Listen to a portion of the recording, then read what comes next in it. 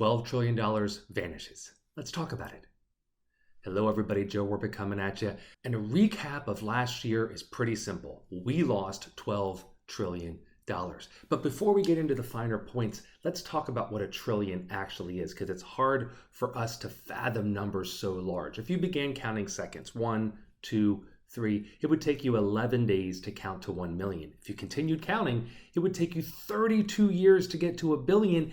And if you wanted to get to a trillion, you're talking about 31,709 years to count to 1 trillion. And last year, because of the falling stock market values, we saw $12 trillion vanish. Now, you would think if $12 trillion disappears, that could completely wreck the overall economy, but it didn't. We saw positive GDP growth at the end of the year. So how is that happening? It's because we created so much wealth over the pandemic. Between fiscal stimulus of about 5.2 trillion, that's actual real dollars that were given out to the public, and monetary stimulus from the Federal Reserve equaling about 4.8 trillion, that was $10 trillion that was created during the pandemic. And when you create that much wealth, it's going to cause massive inflation. So what do you have to do? You have to balance the scales. That's what Powell did. Powell went after inflation. He began to tighten the economy. He began to raise interest rates.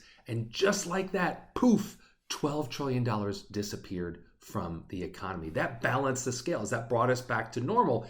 Is that enough? I don't know. We haven't fallen to pre-pandemic levels yet in terms of overall stock market value. Let's break out what that $12 trillion was. Apple, one of the strongest companies out there at the beginning of 2022, was worth about $3 trillion, ended up the year worth about $2 trillion. So there's $1 trillion gone. Tesla lost another trillion. In fact, if you bring all the tech companies together, you throw Tesla in there, Facebook, Apple, Amazon, Google, those companies combined lost $5 trillion.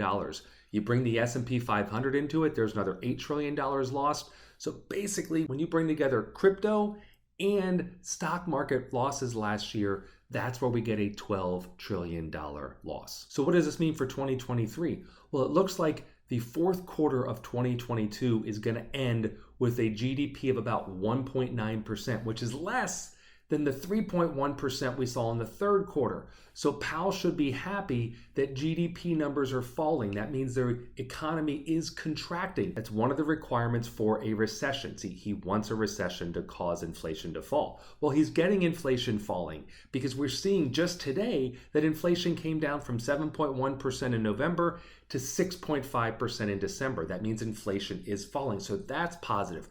We're seeing unemployment rise. But he is worried that there could be a stock market rally. See, the stock market likes that inflation is coming down and it is trying to get back up again because we lost so much money last year. But his concern is that a stock market rally could ruin his plans to get rid of this high inflation. Because remember, from my last video, he needs 2% inflation and 6.5 is still higher than 2. So it's going to be hard for him to get there if the markets continue to rally. So on one hand, I feel like 2023 could be a great year. It looks like we could have that recession, but it won't be a strong recession. It looks like companies could do well, but the Fed is going to continue to be hawkish this year. And I'm not sure how the stock market will respond to that. They really want him to back off on these interest rate increases. He's not going to do it. He's going to come out and say the same thing. We're raising rates, probably another 0.5. I doubt it'll be 0.25. The markets won't like that, and we'll probably see another reset in the markets. But we will eventually get through this. Inflation will come back under control. We'll see growth again in the stock market. Historically speaking, there's only been a few times where the market fell 2 to 3 years in a row. So right now we only have one negative year. We'll have to wait and see what happens in 2023. If you like videos like this, make sure you hit the subscribe button, leave comments down below, check out some of my other videos, and as always, I'll see you next week.